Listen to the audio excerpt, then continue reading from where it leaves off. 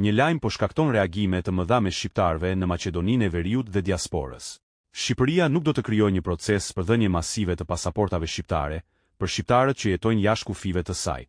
Kjo do të thotë se nuk do të ketë një marrje automatike të shtetësisë shqiptare vetëm për shkak të origjinës shqiptare, por çdo person duhet të ndjekë procedurat ligjore ekzistuese. Për shumë shqiptar nga Maqedonia e Veriut, kjo çështje nuk është vetëm një dokument.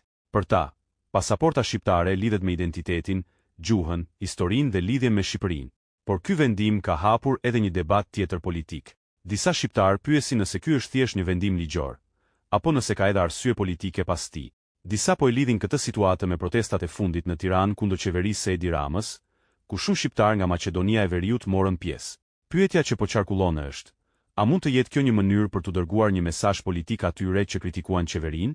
Sigurisht, kjo është një pyetje dhe interpretim që po diskutohet nga njerëzit, ndërsa zyrtarisht çështja lidhet me ligjet dhe rregullat e shtetësisë. Por një gjë është e qartë. Ky lajm ka prekur shumë shqiptar dhe ka hapur një debat të madh për lidhjen mes identitetit, politikës dhe shtetësisë. Nëse je shqiptar nga Maqedonia e Veriut, shkruaj në komente.